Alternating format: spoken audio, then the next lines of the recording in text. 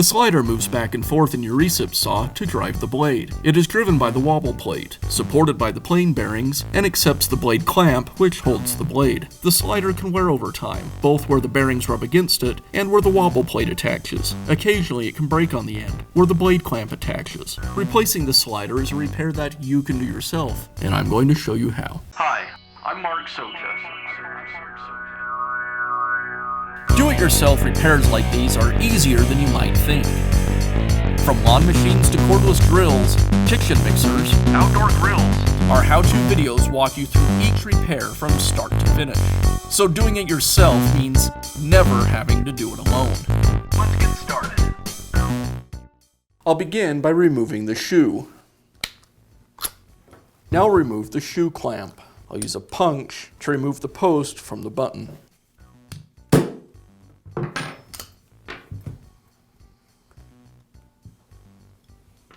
Inside the housing, there's a leaf spring, and I'll go ahead and remove it. Now I'll remove the insulation cover.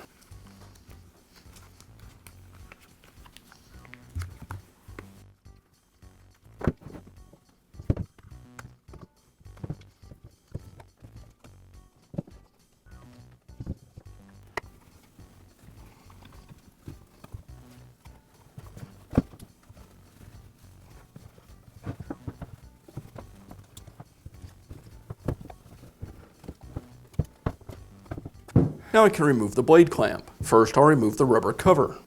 The blade clamp is held together with a split retaining ring. I'll remove it next.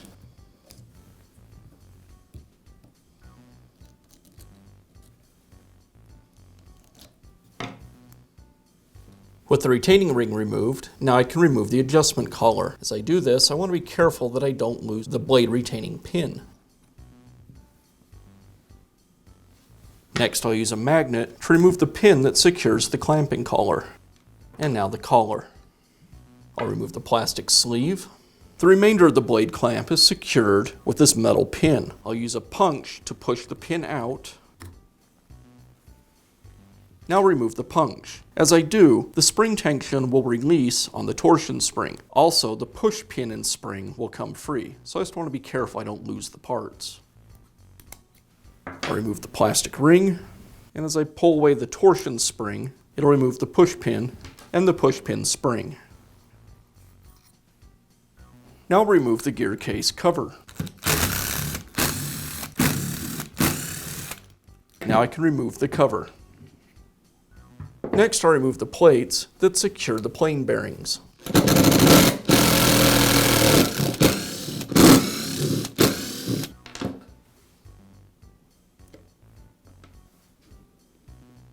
With the plates removed, I can remove the slider and bearings. Now I can install the new slider. I'll slide the plane bearings back onto the slider. I'll apply a little lubrication to this rod on the slider. As I install the plane bearings, the tabs should be pointing towards the rear of the shaft.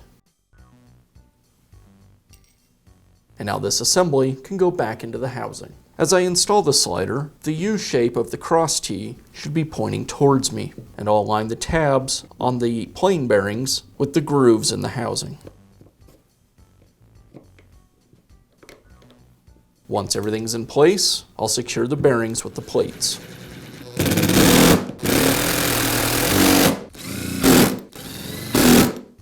Now reassemble the gear housing cover assembly back onto the gear housing. As I do this, I need to make sure that I align the bearing with the T-slot in the slider.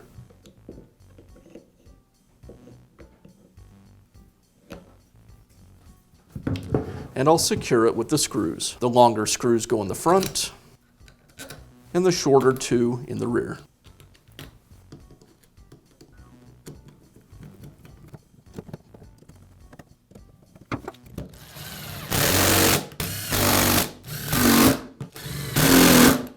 Now I'll reinstall the blade clamp. The first piece is the torsion spring. It's important when I install it that the center pin is pointing up so the gap is at the top of the spring, and the other pin is on the right side of the saw when you're standing behind it. Next, I'll install the collar. I align the pin on the torsion spring with the hole in the collar.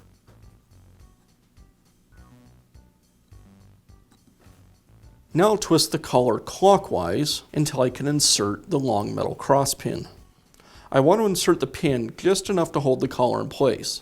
I don't want it to block the center of the clamp. Next I'll install the long compression spring, and now the push plate.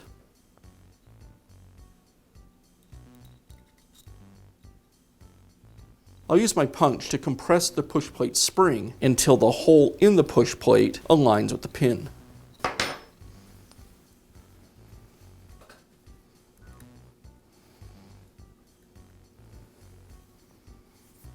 Now I need to set the clamp to the locked position. I'll do that with the adjusting ring. There's 2 tabs inside the adjusting ring that'll align with the 2 grooves on the collar. Then again, I'll rotate the collar clockwise until it locks in place. Now I can install the plastic sleeve. You'll notice there's 2 notches in the sleeve. I'll align those with the notches in the plastic collar. Next, I'll install the clamp collar. I align the small hole with the small hole in the shaft, and secure the collar with a small metal pin.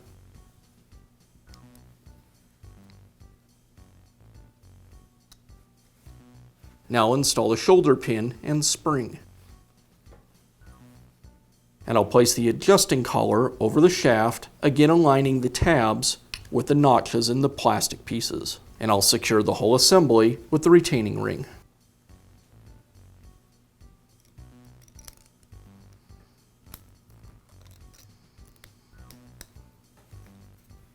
And last, the rubber cover.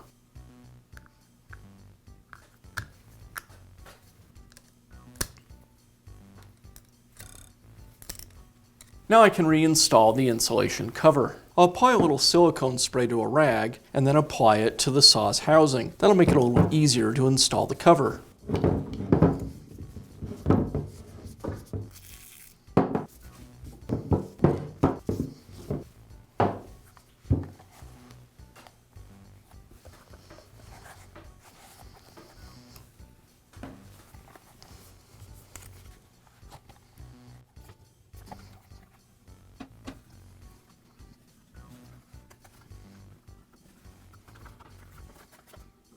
Now I'll reinstall the leaf spring. It goes into the housing with the little bent tabs facing down. There are 2 metal tabs inside the saw that each of the legs fit around.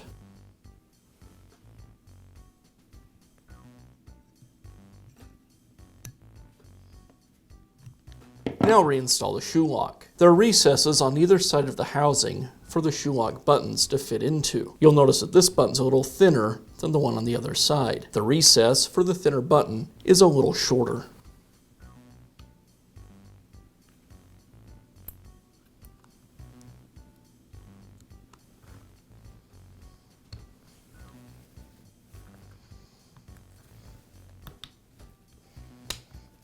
And now I can reinstall the button. I'll place a socket onto the button we've already installed and rest that on the table. Now I'll place the second button onto the shaft and tap it into place with a mallet.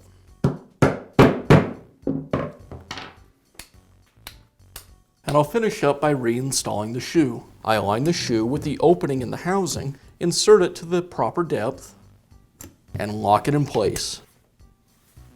And now you can replace the slider in your recip saw. Be sure to check back often for new videos and expert advice. If you found this video helpful, give us a thumbs up and leave a comment.